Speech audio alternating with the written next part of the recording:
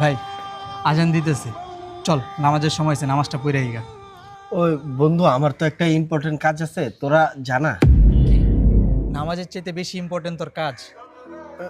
না, বিষয়টা এরকম না, আসলে ওই যে একটু টাকা পয়সার ঝামেলা তো। আচ্ছা তুই একটা কাজ কর, এই যেখানে 10,000 টাকা আছে রাখ। বন্ধু, এত টাকা? তুই না করলে তোর টাকা পয়সার সমস্যা সমস্যার সমাধান হলে আমার দিয়ে দিস। আচ্ছা বন্ধু, অনেক বড় উপকার করলি, তাইলে আমি ঝামেলাটা ক্লিয়ার করে আই। হ্যাঁ, তোরা জানা মাঝে।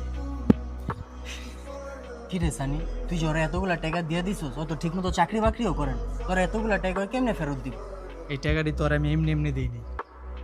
তাইলে আচ্ছা নামাজের সময় গেছে তো, চল আগে নামাজটা পড়ি, তারপরে তোর কইতাছি। আচ্ছা চল। চল। الصبح بدا من طلعت কি রে সানি, তুই না আমারে কইলি নামাজের পরে কই বড় টাকাটা কি লেগে দিছস? তুই একটা কাজ কর, তুই ওর একটা ফোন দে, আরে ফোন দেয়া ক যে তুই একটা বিপদে পড়ছস, তোর কাছে আইতে। আরে বেটা, এটা কইলে দৌড়ায় পড়বি।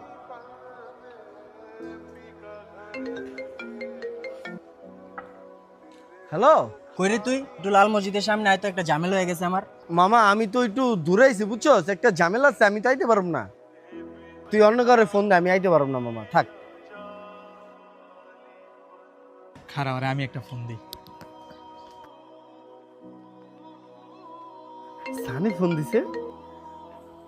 হ্যাঁ বন্ধু, ক। তোর একটু দরকার, লাল মসজিদের সামনে একটু আয় তো। এখনই আই দিব?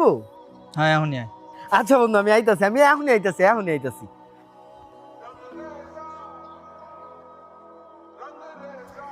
কিছু জানি কোন ঝামেলা? কি রে সোহেল, তোরা আমি ফোন দিয়ে কইলাম আমার একটা ঝামেলা হয়েছে, তুই আইলি না, আর ওর এক ফোনে তুই আয় পড়লি।